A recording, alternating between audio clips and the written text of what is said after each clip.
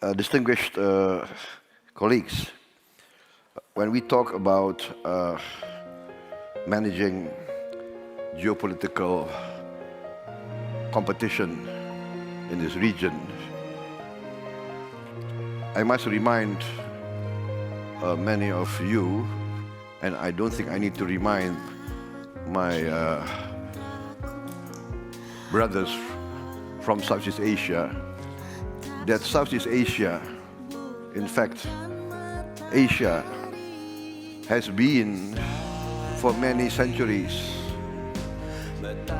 the crossroads of imperialism, big power domination, exploitation, depredation for many, many years.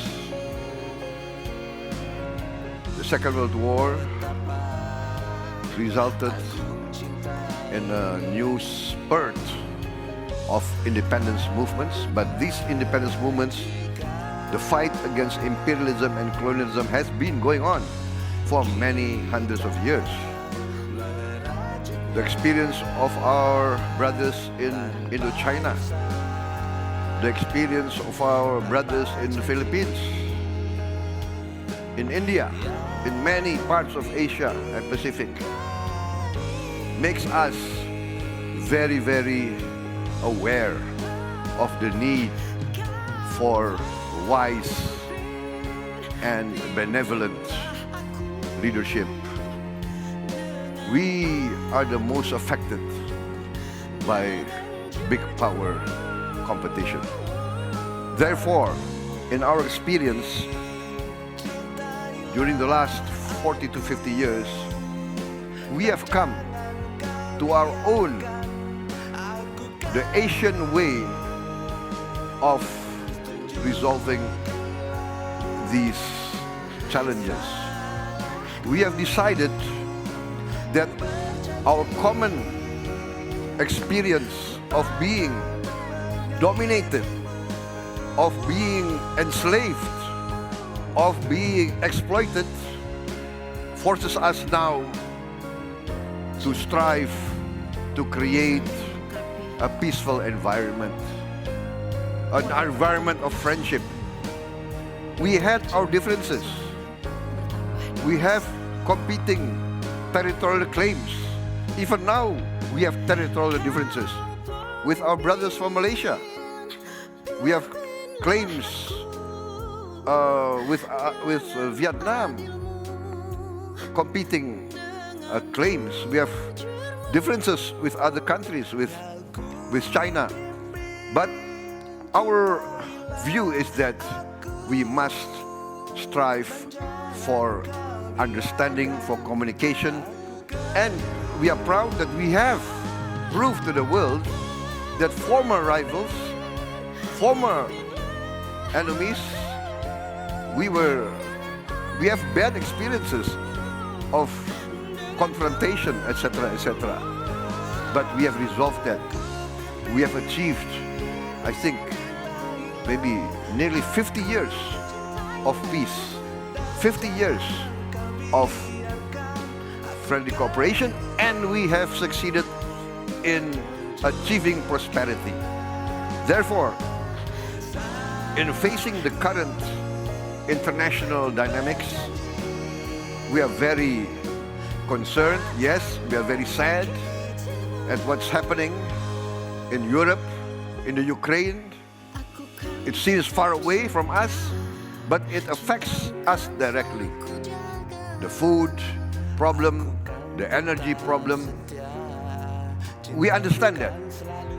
We understand the competing rivalry between the established world power and the rising world power. But for Asia, China has always been a great power for thousands of years. For us, we always will strive to respect all the big powers. For Indonesia, our stand is very clear. We respect all the big powers and all the powers that need to have their space, their rights respected. We support a rules-based international order because we are the most affected by any order that just relies on big power. Our experience of being colonized, our experience of being exploited is always in our subconscious. Therefore, Indonesia opted to be non-aligned. We opted not to be engaged in any military alliance. This sounds sometimes like we are sitting on the fence, but no, this is a conscious decision because for us to respect the interests of all our neighbors and of all the big powers in this region is essential. And we have achieved that with our brothers in ASEAN. And therefore, we are trying to achieve that in this situation. We are convinced that the leaders of the great powers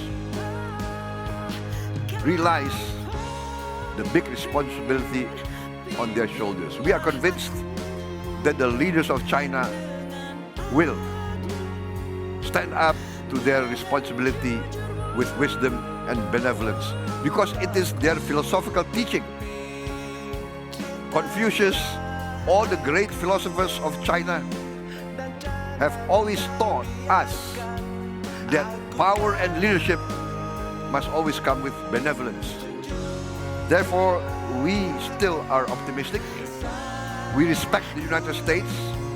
The United States actually has proven to be an anti-colonial power.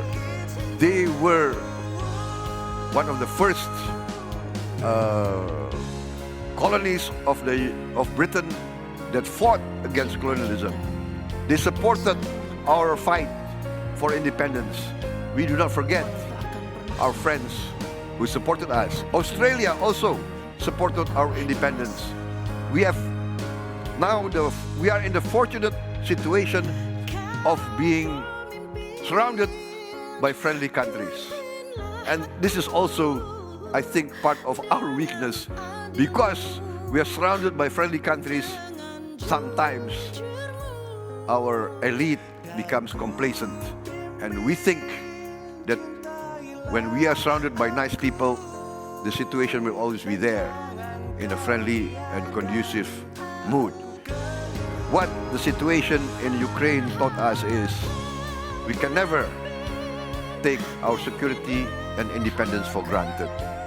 Therefore, we are determined to strengthen our defense, and that's exactly the key word. Our outlook is a defensive outlook. We have stated that we will defend our territory with every means in our disposal, and we learn from the examples of our neighbors and of the situation in the world. We see the heroism of the Vietnamese people in their 30-year struggle against colonialism. We also see how China fought against invasion, fought against foreign intervention for many years. And we respect all these countries. And so therefore I will conclude my remarks by saying that with all the challenges that we face, we are optimistic. We are convinced that wisdom, rationality, common sense will prevail. Thank you very much.